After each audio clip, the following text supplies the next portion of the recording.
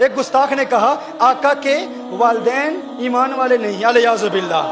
ہاں میں نے کہا دلیل دو، میں نے کہا دلیل دو، دلیل دی، عقل کے اندھوں نے دلیل دی. کہا دیکھو نبی کریم صلی اللہ علیہ وسلم مقام ابوا میں آئے، میرے آقا صلی اللہ علیہ وآلہ وسلم نے اللہ سے اجازت مانگی کہ اللہ مجھے اجازت دے اپنی ماں کی قبر پر جاؤں، تو اللہ نے اجازت دے دی.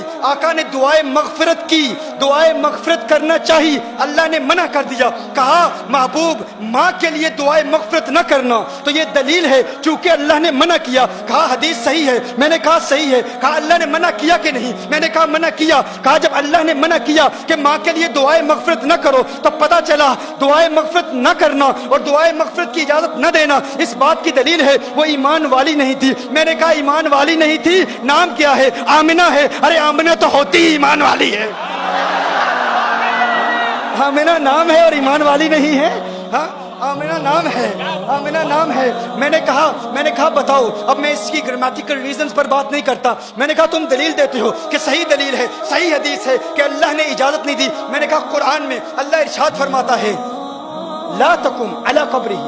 اللہ قرآن میں فرماتا ہے غیر مسلموں کی قبر پر جانا منع ہے، حرام ہے، ناجائز ہے. قرآن میں ہے نا. اب یہ اقتداء النص سے ثابت کروں گا، دیکھیے گا، آپ توجہ فرمائیے گا. اللہ نے ارشاد فرمایا نا قبر پر نہ جاؤ. کس کی قبر پر جانا منع ہے؟ غیر مسلم کی قبر پر جانا منع ہے. اللہ نے حکم فرمایا لا تقم، نہیں ہے، لا تقم، نہیں جانا. تو میں نے کہا اللہ نے منع فرمایا نا کہ غیر مسلم کی قبر پر نہ جاؤ، کیا تم مانتے ہو کہ اللہ نے جانے کی اجازت دے دی؟ اللہ نے جانے کی اجازت دے دی. تم سمجھتے ہو یہ تمہاری دلیل ہے، یہ تمہاری نہیں، یہ ہماری دلیل ہے. یہ کس کی دلیل ہے؟ یہ ہماری دلیل ہے.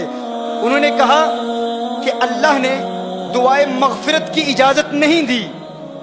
تو دعائے مغفرت کی اجازت اس لیے نہیں دی کہ الیاذ باللہ سیدہ مومنہ نہیں تھی.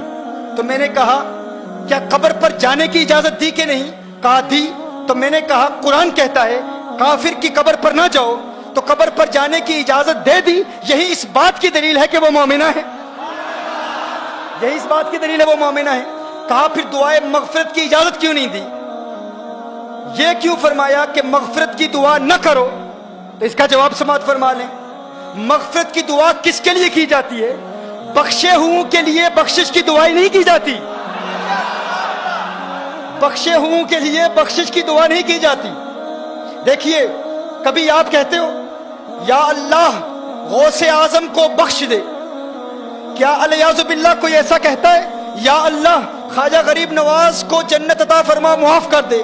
کوئی نہیں کہتا. ہر شخص کہتا ہے کہ وہ چونکہ بخشے ہوئے ہیں تو بخشے ہوں کے لیے بخشش کی دعا نہیں مانگی جاتی. کیا الیاذ باللہ کوئی کسی نبی کے لیے کہہ سکتا ہے اے اللہ عیسیٰ علیہ السلام کی مغفرت فرما، موسیٰ علیہ السلام کی مغفرت فرما؟ نہیں. قانون کیا ہے؟ بخشے ہوں کے لیے بخشش کی دعا نہیں کی جاتی. دیکھیے جب آپ نماز جنازہ پڑھتے ہیں بالغ کے لیے کیا دعا پڑھتے ہیں؟ اللہم اغفر لحینا ومیتنا، دعائے مغفرت کرتے ہیں نا. لیکن نابالغ کے لیے کیا دعا ہے؟ اللہم اجعلہ لنا، کیا؟ فرطا وجعلہ لنا. فرض کیا ہوتا ہے؟ آپ کہتے ہیں میرے اللہ یہ جو بچہ مجھ سے پہلے چلا گیا ہے، یا اللہ یہ مجھ سے پہلے جائے اور میرے لیے شفاعت کا اہتمام کرے. کیا؟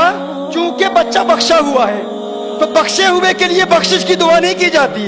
بخشے ہوئے کے لیے کہا جاتا ہے یا اللہ یہ مجھ سے پہلے جا رہا ہے، آخرت میں میرے لیے شفاعت کا اہتمام کرے، میری بخشش کا وسیلہ بنے. تو کہا تم کہتے ہو کہ حضور نے اپنی ماں کے لیے مغفرت کی دعا نہیں مانگی، اللہ نے اجازت نہیں دی. ارے اس بات پر غور کرو، مغفرت کی دعا اس کے لیے مانگی جاتی ہے جس کے لیے مغفرت نہ ہونے کا امکان ہو. ارے وہ تو پہلے سے ہی بخشی ہوئی ہے، ان کے لیے یہ دعا نہیں کی جاتی کہ ماں کے لیے مغفرت کی دعا مانگو. میں کہتا ہوں یونس علیہ السلام ایک مچھلی کے پیٹ पेट में रहे, उस मछली के पेट में रहने की वजह से यूनुस अलैहिस्सलाम को इतना बुलंद बाला और फौ आला मकाम मिला। तो गोया के अल्लाह इरशाद फरमा रहा है जिस मछली में एक नबी रहे उसको वो मकाम मिलता है। अरे जिस माँ की पेट में आमना का लाल है वो माँ मग़फ़िरत की मोहताज नहीं होती, उसके लिए मग़फ़िरत की दुआ नहीं मांगी जाती, उसके वसीले से